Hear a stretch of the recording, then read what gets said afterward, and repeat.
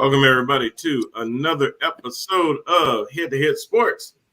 I'm your host, Brian Parker, along with my co-host, The Wall. How you doing, Wall? I know. Mr. Randall Hargrove, how you doing, sir? Oh, my God. No, not the bag. Not the bag. Oh. Okay, we have paper bag Steeler fan.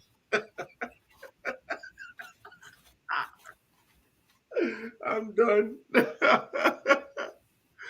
Oh no. I think Zoe did a good job on the eyes.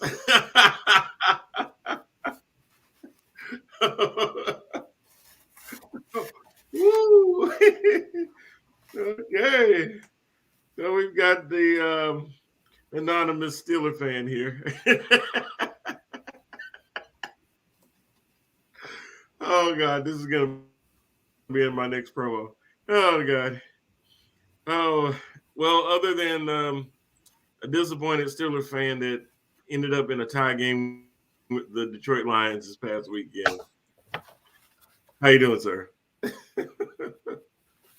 my gosh, that bad. Oh Lord, we are coming to you live. There he is. What's up, man? I don't know where that came from, but yeah, that's very good. That's very good.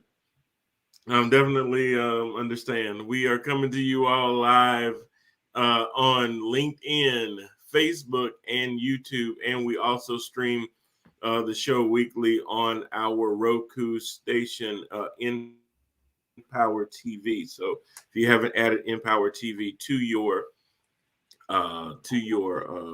channels on Roku, please do so. Also, if you own a business or you have a good or service that you would like to advertise on our station, please let us know and we'll certainly do that for you. And while we're doing that, I got one quick one from our friends at Plumbers, Electricians, and Beyond.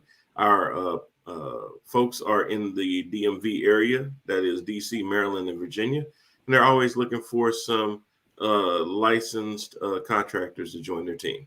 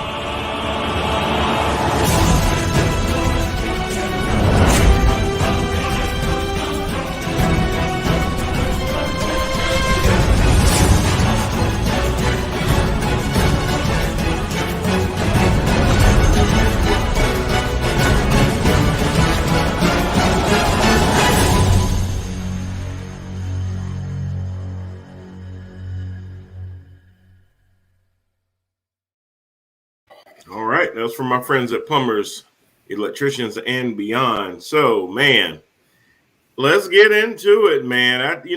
This season, more than many that I can think of, definitely goes under the tag any given Sunday. Good Lord. It's almost like seasons within a season. You see a team and they're looking like they're world beaters one week. Then the next week they lay an egg. You look at teams, take your conference, the AFC North, and I thought Cincinnati was going to run away with it. Now they've come back down to being the Bungles of old. Cleveland is dropping. All of a sudden, Pittsburgh has the ability to be number one in the division when it looked like they were dead to right. You see some of these other teams, and the Eagles put out a game, and you're going, where the hell has that been all year? You see the Patriots starting to look like Tom Brady somehow snuck back in Foxborough. I mean, you're just seeing stuff all over the league, and you're going, you see Washington football team thump Tampa. I mean, it's insane. This was just another crazy week. You saw the Seattle Seahawks do something that they've never done with Russell Wilson, which is not score, be shut out. Oh my God! Just the games all over the week were absolutely crazy. The Chiefs beating the wheels of the Raiders, the Rams getting laid out by the 49ers when everybody's talking about Jimmy G isn't the quarterback that they need. Yeah, oh my God. I could go on and on. The Dolphins beating up on the Ravens last Thursday. This season, and it's, but the crazy thing is that the Ravens can bounce back, and they can only score 10 points against the Dolphins, and the next game wouldn't surprise me if they hang 50. It's just that kind of season where you can't really take what a team did 7 days ago and really figure how that's going to play into the next game. There's no linear continuity in any of this. So and to me, Rand, more than anything, it's been more about schemes and matchups week to week, being able for one team to look at another team and say, we can identify their weakness and we attack their weakness. And to that note, Anthony Price puts in, where the hype at on Lamar Jackson, LOL. Okay. Man, it goes back to what you're saying. It's a week by week basis. I mean, I've never seen the league this crazy before. When you and I were younger, you could pretty much count on a team going to smash another one. Mm-hmm. There was a rare upset here and there, but now it is a weekly basis. I have no explanation to how the 49ers all of a sudden just come out of nowhere and beat down the Rams. Not beat them down. Beat them down. I have no explanation for that still. So yeah. It's just crazy, man. Matt Stafford goes from MVP talks to in the last 2 games, he's throwing pick sixes. Yeah. And you're like, okay, did he put back on a Lions uniform? As much as people talked about Sam Darnold reverting back to what he was, hell, I can point to a whole bunch of other players that look like they've gone one way or the other too. So it's just nuts. It really is. It's like I said, teams are figuring other teams out. Like I picked the Dolphins to beat the Ravens last week, and I was like, the reason that I believed that they could beat the Ravens was I figured that the defense of the Dolphins was good enough that the way you beat Lamar Jackson is you make him run when he doesn't want to run. That's how you beat Lamar Jackson. And what I mean by that is when you flush him out of the pocket, it's not a designed quarterback run. Now you're making him think on his feet. Do I run? Do I try to extend the play by still continuing to look downfield? That's when he's at his most uncomfortable. It doesn't mean that he loses any elusiveness, but now if it's a design run, he already has it in his mind. Hey, I just need to find a right read, find the open spot and hit that spot, and then bam, he's gone. He's going to kill you. But if we can sit there and we got enough speed guys on the edge and we can give him a lot of those safety blitzes and come from the corners, flushing him into the middle where we've got a lot of help, that's ideal. And force him to beat you with his arm. Force those receivers to do something. Don't let them kill you with their running game. Their designed running game. That's how you beat the Ravens. You got to make Lamar dance, man. You got to make him dance. Dance. Make him unhappy in the pocket. There's a lot of quarterbacks. Make him go east to west, not north to south on you. When he's doing the east to west thing, he's vulnerable. When he does north to south, you're dead. I mean, that's just it. You're done. Because you ain't going to catch him. But when you're right, when you're making him dance back there and have to overthink a play, that's his kryptonite. That's how you beat Lamar Jackson. He's not going to – when Lamar steps up in the pocket, it's to take off and run. He's not stepping up in the pocket to extend the play most of the time or to buy his receivers more time to get downfield. He's basically stepping up to say, okay, where's the next level of defense? and who do I have to beat on the edge? That's what Lamar is looking to do. So if you go in knowing that, and Brian Flores called a good game on that, and they just kept him uncomfortable the entire game. Period, point blank, uncomfortable the entire game. Anthony, the Rams is like the Lakers, too many superstars on one team. They need time to get everybody on the same page. Okay, true. So two things, both things can be true.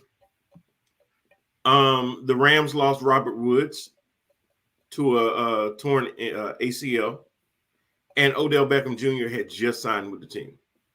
Clearly did not have a lot of time to learn the playbook, learn the terminology, for the quarterback and the receiver to have a whole bunch of snaps where they understand where each other either delivers the ball or the other wants the ball. Odell's biggest criticisms has been sometimes he gets a little he makes it up as he goes along, shall we say. He just starts creating routes. So they may be in the huddle and they've talked about, okay, we're going to do this, and then Odell gets out there and sees something else he want to do, and that may sometimes throw it off. And if you're a good quarterback, you may be able to compensate for that by going, oh, okay, I thought we were going to run a 7-yard in skinny post fly, something like that, or we was running a wheel route, whatever the case may be. And Odell may sit there and call an audible for himself. And you got to have to recognize that. Now, that can mess up a great quarterback, because great quarterbacks throw the guy open, not wait for the guy to get open. So you'll see that. And that's a timing quarterback, Rand, a lot of times is that they'll throw the ball to where the receiver is supposed to be, not wait till he gets open. Because if a lot of times if you don't, you're giving the defensive back an opportunity to adjust. If they're running along with a man going deep and the quarterback's waiting until him getting open, that DB has a good chance of intercepting that ball.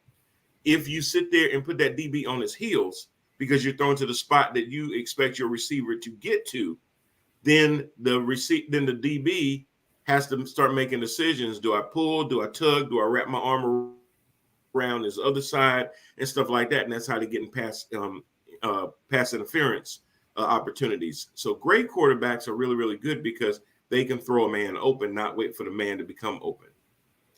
Yeah, that is definitely the NFL nowadays. You have to throw these guys open or throw the ball into spots where the wide receiver is going to run to. Because if you're standing there waiting on a receiver to get open, Sam Darnold, it's not going to happen for you. It's not going to happen for you. Not going to happen often for you. No. And that's why when a receiver decides to not run the right route, pull up on the route, that's where you see interceptions. And then sometimes what will happen is because they pull up, balls get tipped. Balls getting tipped in the air. They practice this now. A ball gets tipped up in the air, is a lot of times it's going to be an interception now. Back in the day, ball get tipped up in the air and nothing happens. It hits the ground harmlessly. Now that's a drill. Work on tipping balls up and folks working on, securing the ball before it comes down and everything like that. Just like the peanut punch is become a thing now. When you run with the ball, they teach you how to wrap it up better because of Charles Tillman's peanut punch. And they go through the drill, making sure that they can try to knock the ball out of your hands. All those kind of things now are things that they coach. So, yeah, he did, to Anthony's point, try to force the ball to OBJ. That's kind of the pressure of having an OBJ on your team, is that you feel like you need to get him the ball. And that will come, but you can't see some things you just can't force. The guy just came to your team 2 days before, basically two days before. You can't cheat that time. You can't just act like, and that's Odell's thing too, is that you can't just always rely on your raw ability. As you get older, you're going to have to bring your skill set into this. Jerry Rice lasted a long time, not because he was the fastest, but because his skill set was sound. He could still do the fundamentals. He could still learn how to get open. Think about some of the most fundamentally skilled guys. Cooper Kupp doesn't have blazing speed, but is one of the most dangerous receivers in the NFL because he has a firm skill set. Cole Beasley, I would say the same thing. Adam Thielen, I would say the same thing. Adam Thielen is not going to beat you in the 40, but he will beat you on the football field. Yep, because a lot of those guys have relationships with their quarterbacks, and that's why I won't overreact too much to this OBJ. Me either. Catch performance. That's going to improve. The guy just got to the team. He didn't have time to, like, when you're talking about precision route running and precision passing in the NFL, it takes time, man. It takes time. So I think we'll see a better performance out of both of those guys this week. And when you're talking about a quarterback, and people talk about arm strength and accuracy. Hey, accuracy. Because, you could throw a bomb. You can throw a 50-yard bomb, but if you can't put a touch on it, it doesn't matter. You'll overthrow your receiver every time. Yeah. Oh, man, look, he threw it from the 30 all the way down to the 20-yard line. But did the guy catch it? Did he put it in a place where the guy could high point the ball and it not risk being intercepted? Is he throwing it into double, triple coverage? It doesn't matter. That was the thing about Tom Brady. He didn't have the greatest arm strength, but he could put some touch on it when he threw it out like that. Yeah. And it lands right into that basket. And the guy, and are you throwing to a guy as he's running in stride, or is he having to slow down, adapt to the ball to come up underneath it? So again, arm strength is nice. I'll take accuracy all day, every day, twice on Tuesday. All day, every day. And we'll talk a little about accuracy when you bring up the Panther game, because I have something in regards to accuracy there. Let's go with it. The Panthers did something this past week that I had just said on our show. And it was funny because one of our viewers, Brad, said, now, wouldn't it have been nice if they'd done that the day of the show so y'all could have talked about it then? And I was like, yeah, they did it the next day. And it's kind of crazy because, they could have really done it a lot sooner. The Panthers and their timing has just been crazy. But they re-signed Cam Newton to the team. And that morning that they were bringing him in to talk to them, the tea leaves were already out there that it was pretty much a done deal. It was just basically to iron out any hard feelings and things like that. And before I go any further than this is what I tell people when they're so ready to get rid of somebody, whether it's a player or a head coach. You always have to ask yourself this question: do I need to get rid of them?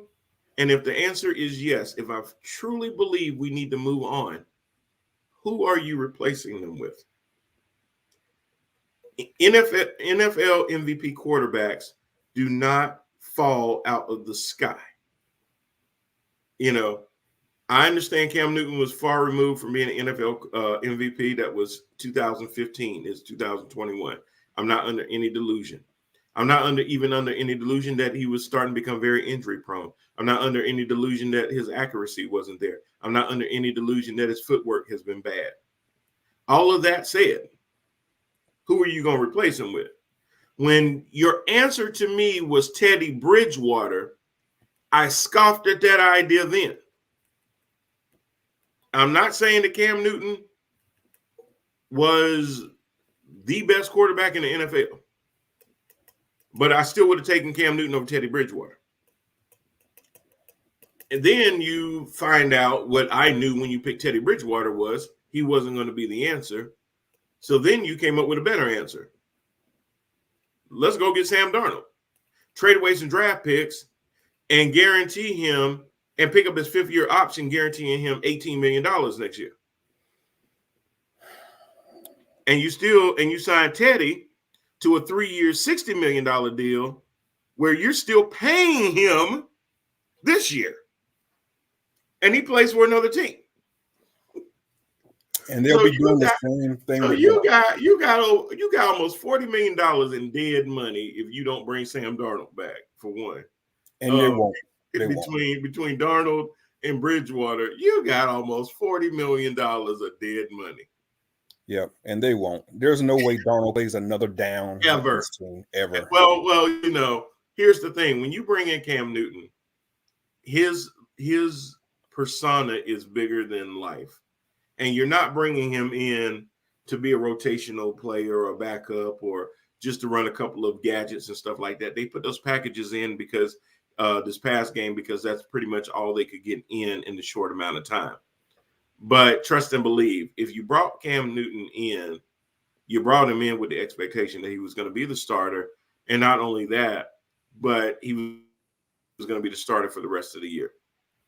Yep. And I'm sure that was talked about in their meeting.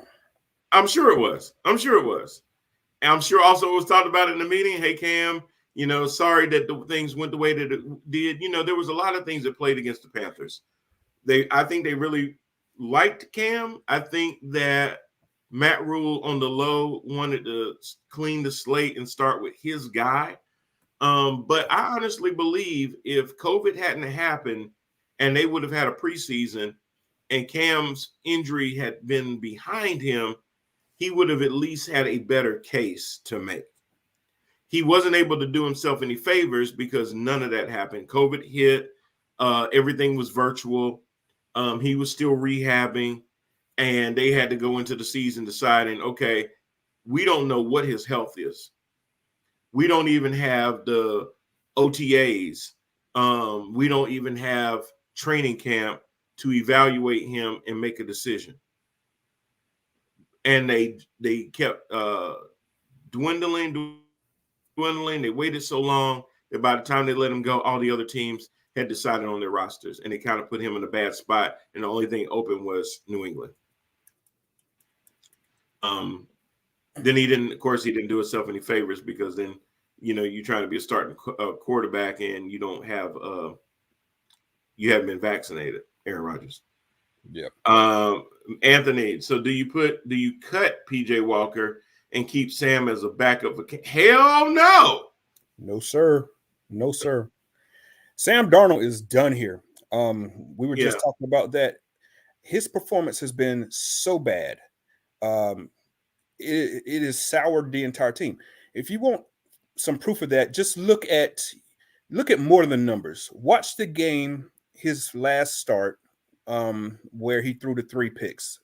What team was that they lost to? That they shouldn't have lost to. Yeah. Hold on, I'm gonna tell you. Yeah, the game right before this last one. The Patriots, 24-6. Right. So he throws 3 interceptions. That third interception that he throws, Robbie Anderson is on the sideline. He goes off. Chews him out. Sam Darnold puts on a baseball cap. The entire team stands there and watches Sam Darnold. There's not one Panther player that comes up and sits beside him. There's not one Panther player that comes up and pats him on the back. Hey, it'll be okay. Shake that off. There ain't even a coach beside him. That is signs of a dead team, man. That team is not going to follow Sam Darnold, and they had to do something to correct that situation ASAP because that was an absolute dumpster fire at that point. Bringing Cam in was the best decision that they could have made. Bro, this whole city was the whole city rocking is the celebrating. Whole week. You got before he even did his press conference. Yep. Man, everybody, even my mama texted me. You have a sellout. This came in Washington when they come to see us. That wasn't going to happen with Sam Darnold. No. You saw the instant energy that the signing of Sam has given to the defense. That defense played lights out against Arizona. Bro, what about the line that stunk so bad? And that was my other point. PJ Walker didn't get sacked one time. Yep. And that was my other point. It brings out the best performance of the offensive line. That was a dead situation with the offensive line. Why are you going to sit there and try your best and your hardest to protect somebody that's just going to turn the ball over? That ain't going to move the ball. They can't find an open man. That brings down and demoralizes the entire team. And that was really happening. And did you see how fast even PJ was getting the ball out of his hands? How many times have you seen Sam have the inability to get the ball to DJ Moore or Robbie Anderson? Exactly. And PJ Walker was doing it with relative ease. Exactly. Cam's first pass was a touchdown to Robbie Anderson. And you'd been like, I didn't even know he was out on the field when Sam's out there. And then one thing that you would think that Christian McCaffrey was the only receiver out there. And then one thing that you and I talked about last week was we were scared about the center exchange because we had a new center for this game. So we was thinking, there's going to be some bad exchanges. There's going to be some fumbles. There was none of that, man. None of that. That offensive line elevated their play. Just one. But yeah. Well, okay, I didn't see it. But that offensive line elevated their play. Well, it wasn't really so much the center. PJ just didn't secure the ball when it came through the snap, it looked like. Yeah. It was a weird snap. Yeah. But I would have expected a lot more of that. And it was pretty seamless. So you're right. One person infused so much enthusiasm, not just through that whole organization, but through the whole city. The whole city. And I'm glad the first game was an away game because the expectations would have been too much had they done that this week going into Washington. So I'm glad they at least were able to do this away from home, get a win away from home. It's always good to win on the road. I would like to see them win at home. But I think this was a good game to kind of, work that out a little bit. Say what you will about Cam Newton. Cam Newton is a leader. Yes. And when the second he stepped down into that locker room, those guys are behind him. Yeah. They don't care if he wearing skinny jeans up to his ankles with some rhinestone shoes and a hat that looked like the Mad Hatter be wearing it and stuff like that. Look, you can be eccentric like that if you can sit there and lead men. Sam Darnold probably dressed, just as straight as he can be and won't nobody follow him to get a glass of water. They will not. They will not. Ain't gonna happen. Anthony says you can't just cut him because the money he's getting. No, you're not. Well, he'll get cut at the end of the year. Yep. And we'll eat that money just like we'll eat money. Yeah, because what else are you going to do with it? Now, Anthony, what they will do is try to trade him. But most people that are smart, even if they want Sam, because you're always going to find this one coach that thinks, hey, if I get him, I think I can make him into this and that. That's what happened with Carson Wentz. He went down to Indy with Frank Wright. Frank Wright said, you know what? Let me have him. I know he'd been looking like a bum at Philly. Let me have him. And it kind of worked out for right now, even though he's still kind of got him restrained. Carson's not the reason that the Colts are winning. Jonathan Taylor is the reason that the Colts are winning. And he's just basically asking Carson, don't mess that up. Don't get in the way. Just keep us on time. But that's a lot of handoffs to Jonathan Taylor. That's a bad, bad man. Beast. Behind King Henry, that brother bad. That's a bad Beast. man. Beast. So because think about it. When you see Carson Wentz's numbers, and you hear me use this word a lot, they're very pedestrian. Same thing that they did with PJ Walker. They're just basically saying, PJ, just don't lose the game for us. We're not saying be a game manager. We are asking you on 3rd and 7 to be able to push the ball down the field a little bit, but go for the better play. And if the play isn't there, then chunk it away. So Sam Darnold, they're going to try to find a trade. But what I was saying is that if you're a smart team, you know that if you don't have to give up draft picks for him, just wait for them to release him, and then you can just sign him as a free agent.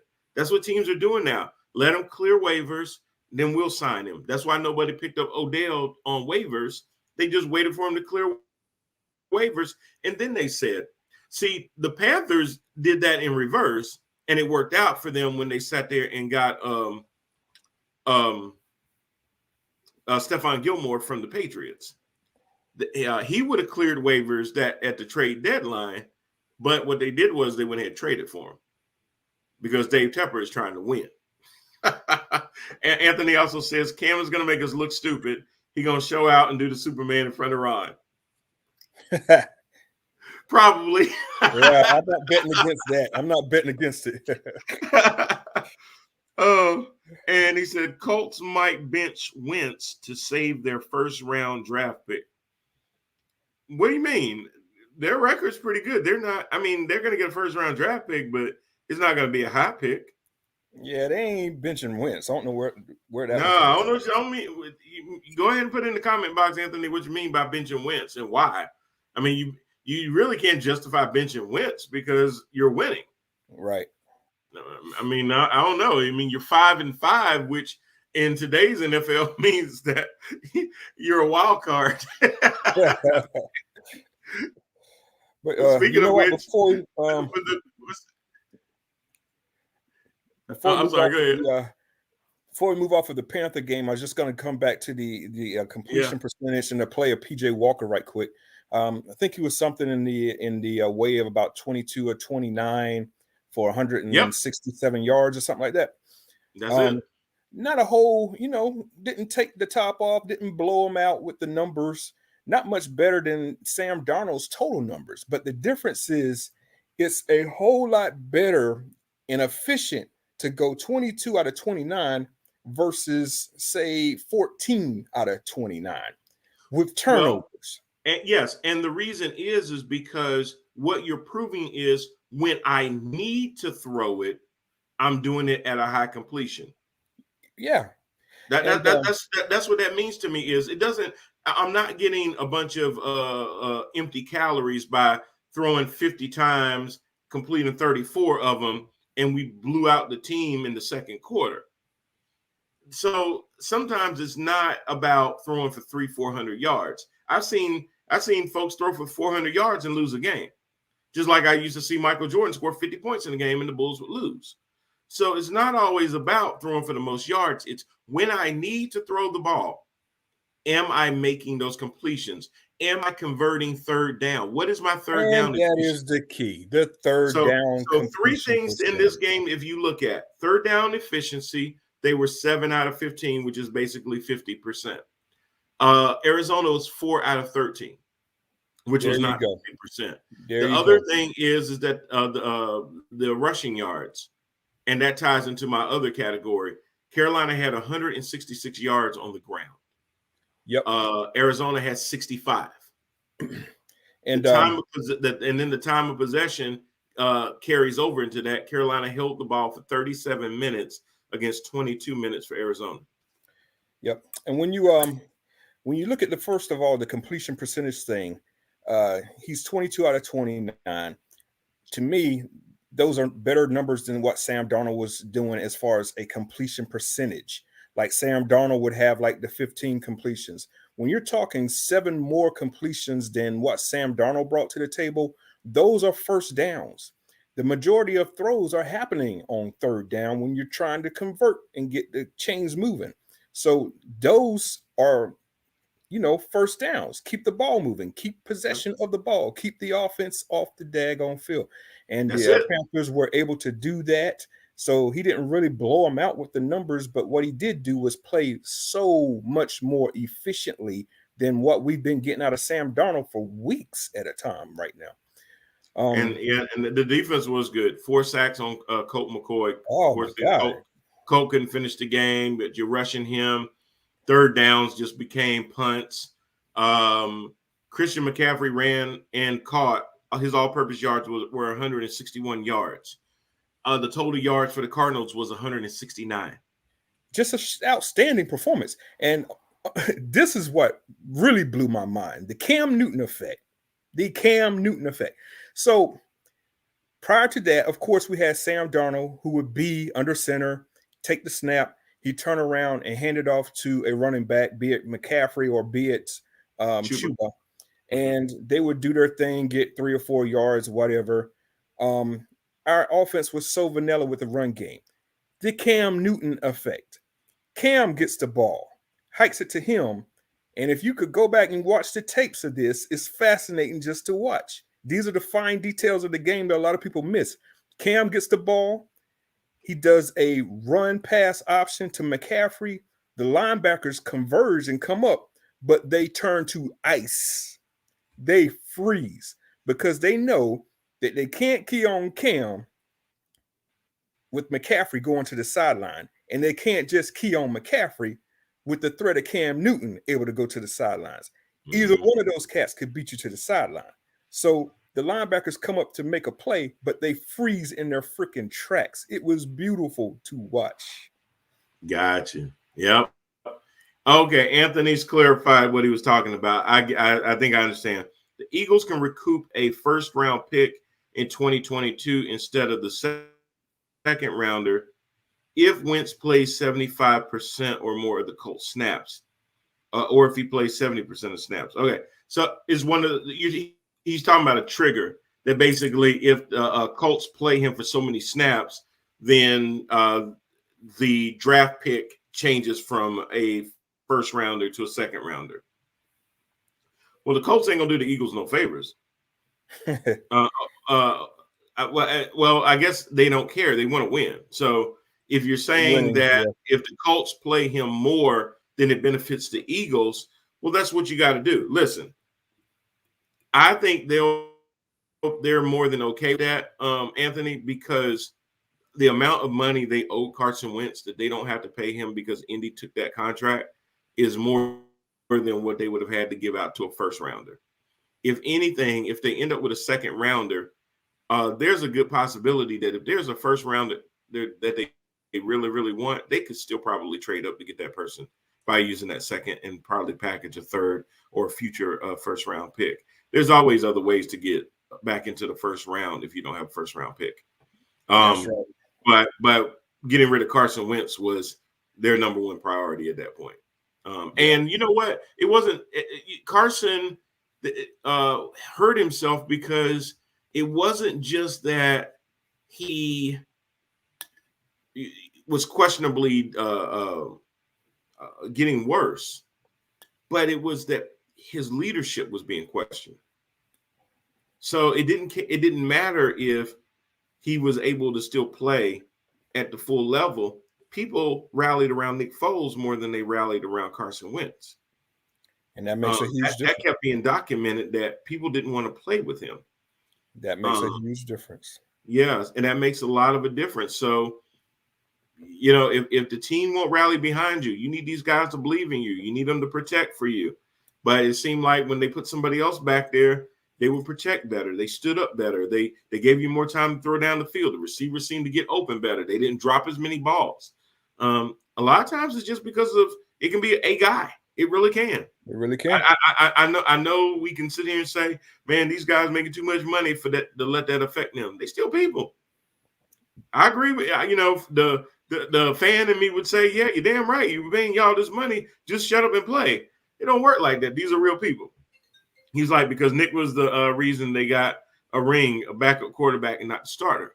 Yeah, one that you paid severely less than the guy that was supposed to bring it to the promised land, and the same guy that before he got hurt last season was in the running for MVP. So it's just funny how things work out sometimes.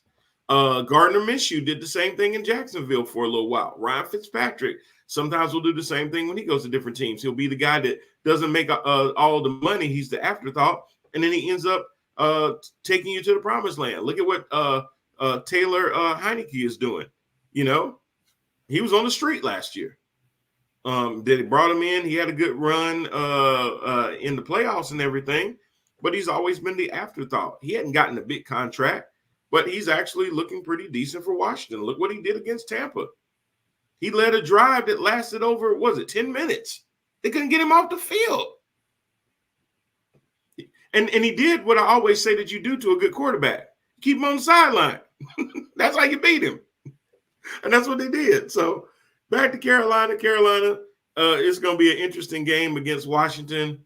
Anthony, if they just sit there and not overplay their hand, I know there's going to be a lot of emotions. It'll be his first game back at the stadium. It is going to be wild.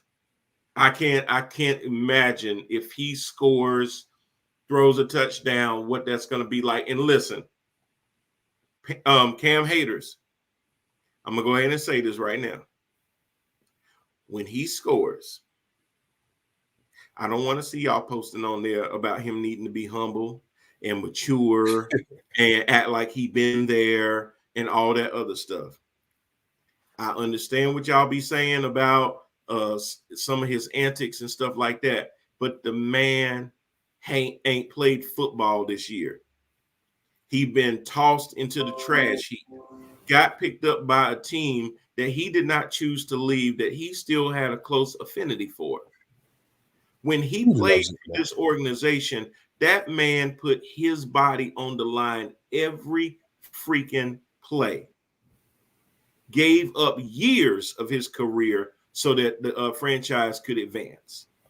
So if he gets any little bit of gratification and he wants to celebrate and it's a 15-yard penalty, I'm good with that.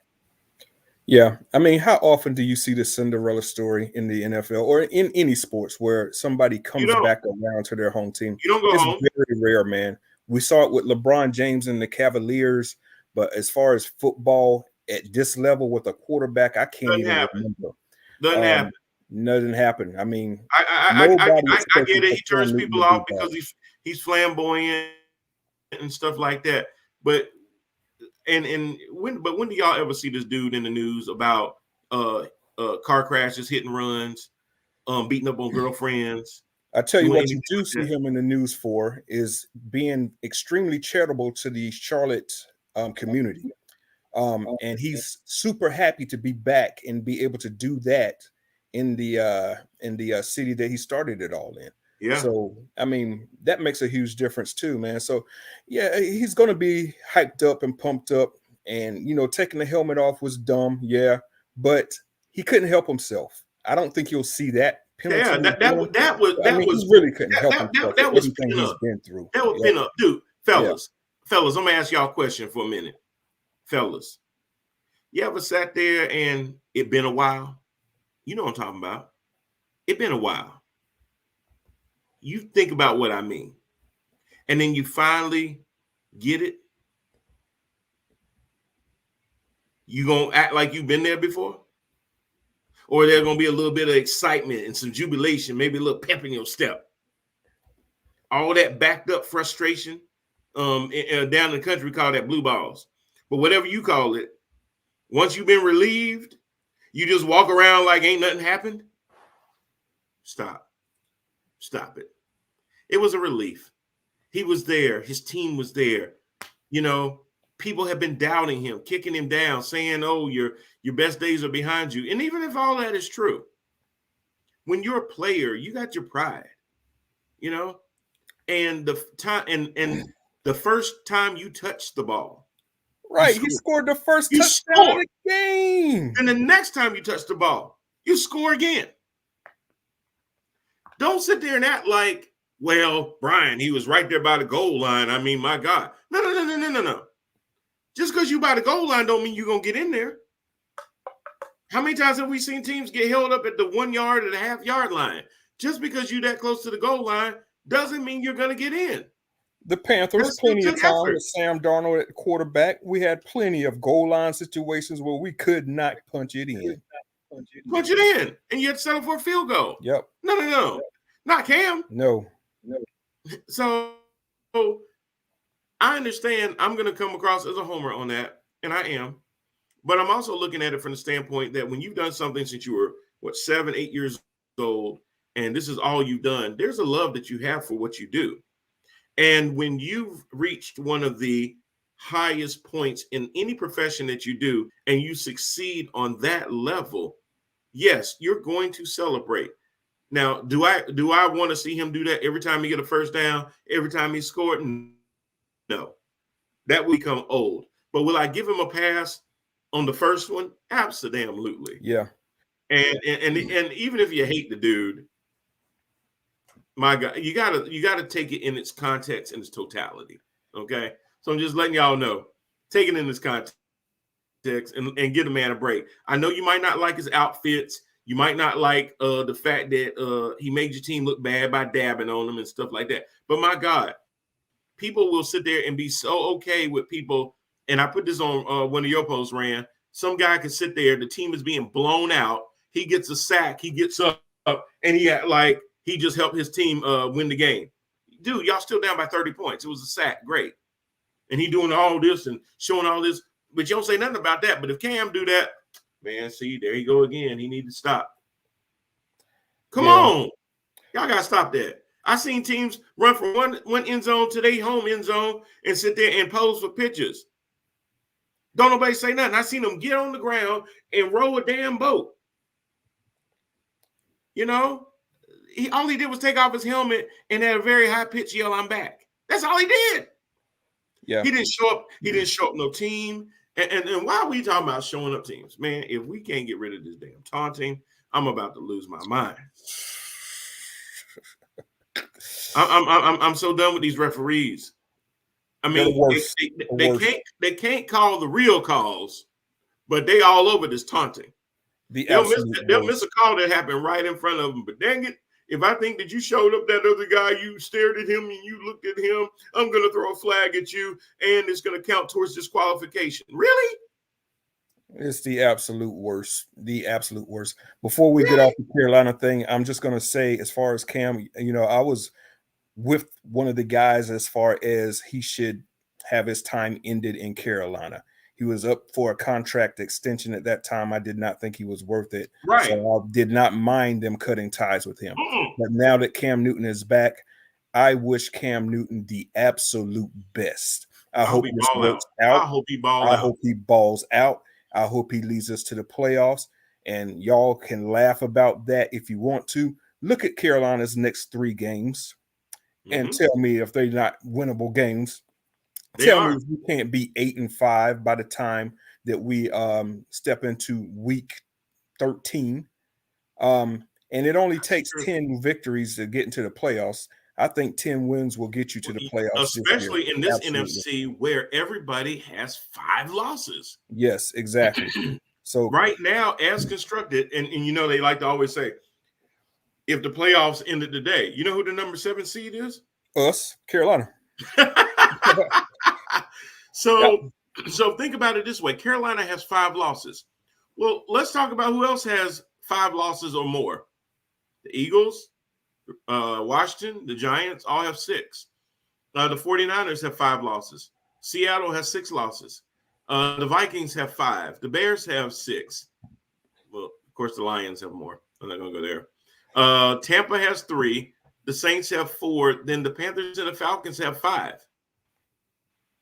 So they have one of the better winning percentages when you look at it. 4 teams automatically go because they win their division, and then you have 3 other teams that get in via wild card. So there's a lot of time left if you think about it. Now, here's the game. They're already 5-5. That's 10 games that they've played. It's a 17-game season. So you got to stay ahead of the sticks in this. If you sit there over the next 7 games and pull a 5-2, you're in. You're in. If you pull a 4-3, it's going to get a little dicey because it's going to start to depend on tiebreakers. Because if you only win 4 more games, you're going to be at that 9-8. That's going to be tricky. If you you'll give yourself a better chance if you're 10-7. If you go 9-8, that's going to be a little trickier because then but not impossible the way that these teams are playing.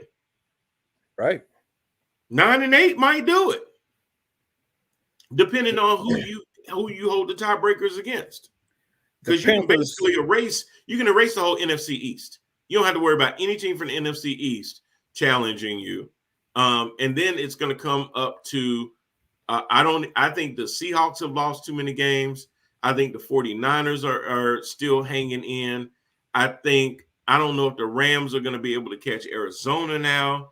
They're only 1 game away. The Packers look like they own the NFC North. So the Vikings and the Bears might beat each other to death. And then you got the NFC South. And the Saints are starting to look like the Aints again. Carolina's next 3 games. Mm-hmm. Washington. Win. The Dolphins. Win. The Falcons. Win. I'm thinking they'll be 8-5. Things get a little bit tougher after then. But as you were saying, to your point, then they got division games against the Saints and Falcons. Both very winnable games. Yeah, and I believe they got Tampa twice too. They They haven't have played Tampa yet. twice. That'll be tough. But I'm just saying the Panthers got some layups here. They just got to take advantage of them. So for those that and honestly, after watching Tampa play the last 2 games they played, who's fearing them? Who's afraid of Tampa right now? Who's fearing them? You got the Saints with a backup quarterback. You got the Falcons who are just manhandled, and been manhandled a couple of times this year. So things are looking good in Carolina right now. But it is in the NFL. You can't just go off of paper, of course. No, we all saw that. And it's all about schemes. It's all about schemes. Identify how to take a team or take one thing away from the team that they do well. If it's New Orleans, they run the ball well. Take away the run. Force Trevor Siemian to throw that ball and let Thieves Avenue make a nice comeback into the league and let them start picking him off. Control the ball, control the clock, use McCaffrey, use Hubbard, use Amir Abdullah. That's your key to success. It's the same key to beating Tampa. Keep Tom Brady on the sideline by running 8, 9, 10-minute drives. Just keep moving the chains, move the chains. Keep stay out of 3rd and outs, stay out of 3rd and longs. Stop being so predictable. McCaffrey on 1st down, McCaffrey on 2nd down. Now we got to make some crazy play on 3rd down to keep the chains moving. Don't get behind the chains. Be a little bit more creative, Joe Brady. It's been 10 games. They've seen enough tape. They figured out what your first 15 plays in the game are going to be. Do what they don't expect anymore. You got to change it. You can't run the same playbook that you ran in week 1 and 2. You can't do that in week 11. They done seen it. And they'll start to sit there and you'll notice that because you'll see the DBs running the route with the receivers as if they know where they're going because they do. And that's the beautiful thing. These defenses, they can't do it. They literally can't do it because that first half of the season was Sam Darnold tape. You got a completely different offense now. Now you got enough of a wrinkle because now you have to worry about that. And I want to see them take Cam under center more for this reason. When you're running an RPO, well, I get both reasons, but when you're running a run pass option and you're under center, when you take that ball from the center and you put it in the belly of the running back, you turn around and put it in the belly of the running back, the linebackers have to freeze because they need to make sure that running back really has the ball and you ain't just going to scamper around the side and then break open for 20, 25 yards. And that's what I was talking about earlier because Cam could beat you to the sidelines. McCaffrey could beat you to the sidelines. Yeah. So you got to make sure you're tackling the right dude. You got to respect that. These linebackers are going to turn the ice. Right. And it's beautiful to watch. And now I know that a lot of times they do the RPO out of the shotgun because as a runner, you have a better vision of the field and you can see the holes. And then if you're explosive, you can hit that hole and break through it before it closes up. So depending on what kind of runner you are, if you're a downhill runner and you really like to get that head of steam, then sometimes you like catching the RPO in the shotgun versus under center.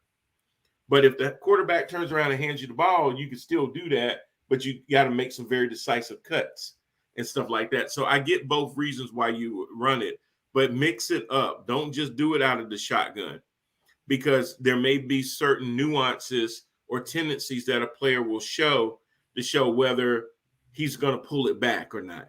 And you don't want them to get used to sitting back and seeing that and go, okay, it's a run. When they're in that 3-point stance, they're a little uneasy because they don't know if the quarterback kept that ball. And then now some teams are going to have to start committing a spy to the quarterback just to make sure that they have containment. Because the thing about Cam is that he may not be able to outrun you, but he's still 6'5", about 270. That's like Derrick Henry coming at you. That's a big boy. So if he starts sitting there trying to stiff arm you, you're gonna have to make some business decisions. So he might not be the fastest anymore, but he's still a big boy. So just keep that in mind. I know we don't have a lot of time left, but do you want to talk about that game? You know, all I will say about that game is Tomlin does what Tomlin does.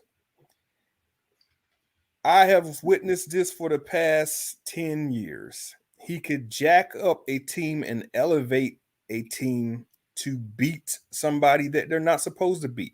Matter of fact, you'll probably see that this Sunday night when they play the Chargers in LA. You'll probably get a good performance out of the Steelers. But the kick about Mike Tomlin is, for whatever the reason, the Steelers lay down and play to the level of lesser competition, and they end up getting caught time and time and time again. That was a horribly frustrating game to watch, man. I bet it was. Do you realize Mason Rudolph threw the ball 50 times? Yeah.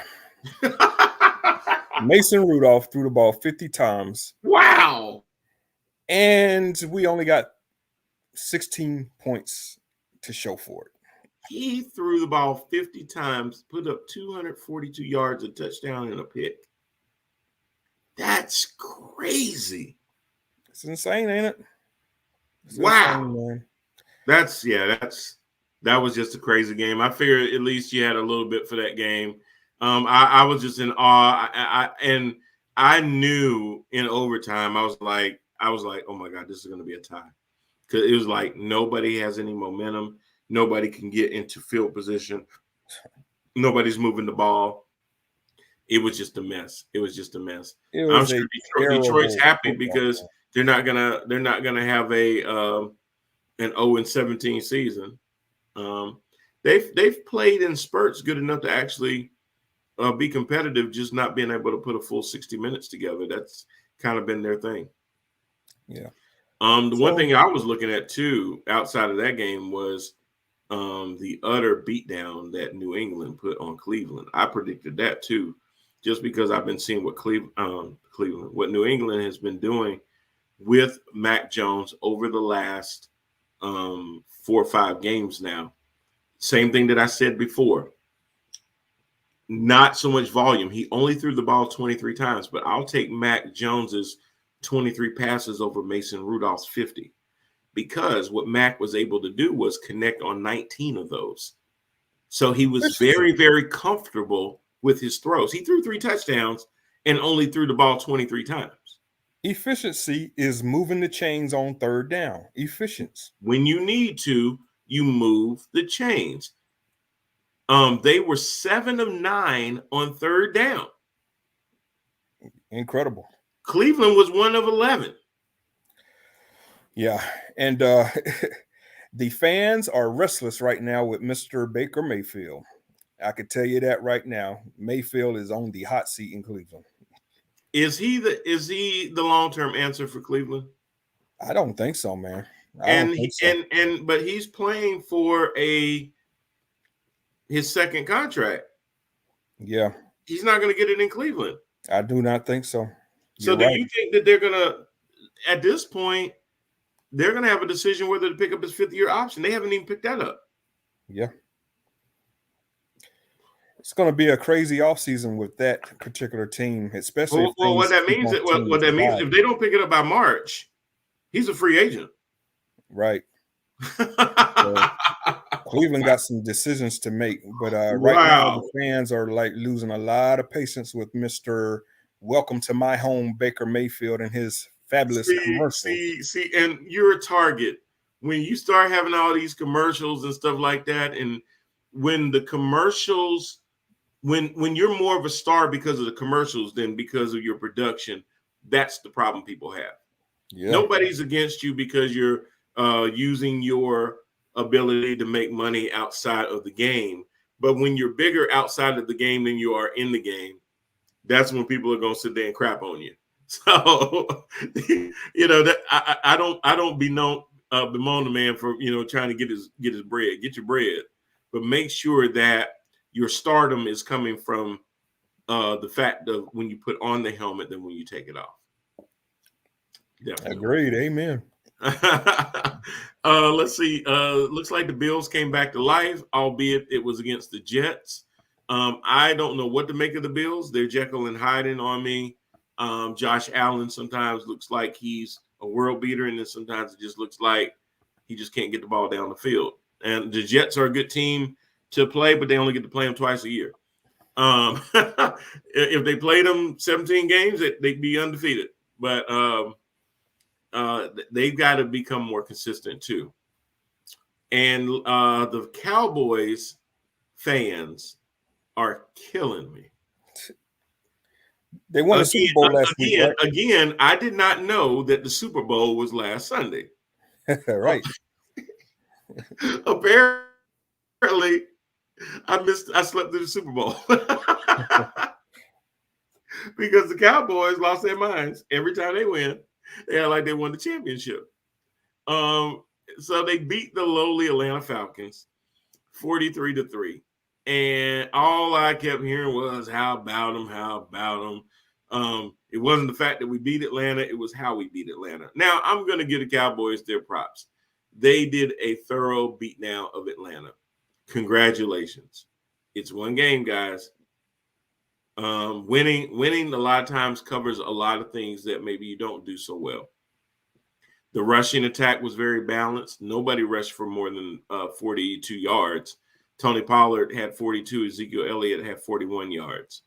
CeeDee Lamb had 12. Corey Clement had 20. So you didn't have a lot of rushing yards in the game. Dak threw for 296. Not a whole lot in the air. You scored because your defense was lights out.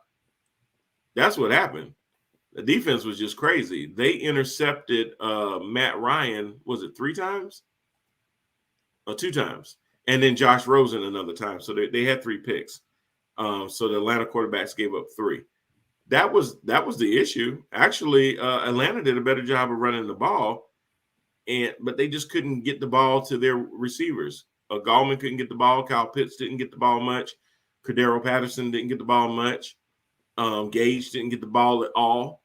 And Taji Sharp got 1 pass for 0 yards. So they just were inefficient at moving the chains. The other thing that Dallas did too was, again, time of possession. They held the ball for 37 minutes. Atlanta had the ball for 22 minutes. You can't win the game if you only hold the ball for 22 minutes. Just can't win. You can't win the game. Atlanta is soft, man. You're going to see teams that punch Atlanta in the mouth, they don't hit back. That's the problem. Once you do that to certain teams, if you hit them in the mouth, they coming for you. Other teams, when you hit them in the mouth, but you got to remember, most teams know that it's like a bully. I'm bullying the person that I know won't hit back. I'm not bullying the person I think is going to hit me back. So what Dallas basically said is that we know that if we punch them in the face, they're not going to hit us back. And they were right. There was some motivation too, I'm sure. Their defensive coordinator used to be their head coach. He wanted to, and the defense, and lo and behold, the defense stepped up in that game. How about it? Coincidence? I think not. And then you lapped them in yards. Dallas had 431 yards. Atlanta had 214 yards. You're not going to win a whole lot of games like that. 130 yards. Soft. Yeah. Soft. Soft. Big time soft. So, Cowboy fans, great win. But, you can't take that in the next week. As we see, there is no momentum this year. You can't take the game that you just won and ride that wave into the next week. If you do, you're going to end up with an L. And Cowboys, you're playing the Chiefs, and the Chiefs have been Jekyll and Hyde too. I don't know if we're going to get the Chiefs that just played last week, or we're going to get the Chiefs that have been playing some of these other games. I have no idea. But you're going to Arrowhead, so don't take that as a automatic W. It is far from an automatic W. You got any games this week that you're that's on your radar that you're looking at? All eyes will be in Carolina for me. Amen, brother. That's a 1:00 game that's going to be at Bank of America Stadium. Yeah, that's going to be huge. That's going to be huge. I think that's going to be a big game. I was just looking to see who else was playing that week. The Cowboys Chiefs is probably going to be the other biggest game. The Sunday night game is actually going to be Steelers at Chargers. That'll be interesting. More or less just to really see if the Steelers offense is going to travel all the way over to the left coast. I want to see how they respond. That's pretty much all I'll say. We'll see how they respond to an embarrassing home loss. And hell yeah, that was a loss. I know it was a loss. Tie in the record. A tie is a loss. Absolute loss. A tie is a loss. And then, unfortunately, well, then again, I don't know. I might become a Giants fan next week. Well, yeah, I don't know. Rooting against the Bucs probably doesn't help me as a Panthers fan because I just don't know if. Well, every loss helps, I guess. I just don't know if the Bucs can lose enough games to put Carolina in first in the NFC South. But I've seen crazier things happen. They just have a total debacle. But they play the Giants, and while I could easily write that game off, we can go ask Denver how that. Not Denver. The Raiders how that worked out. The Giants can be a dangerous team if Joe Judge can put together 60 minutes of good football. But I'm just, I remember the times of the year where they start flexing games and stuff like that. I'm like, you going to really give us the Giants and the Bucs on Monday Night Football?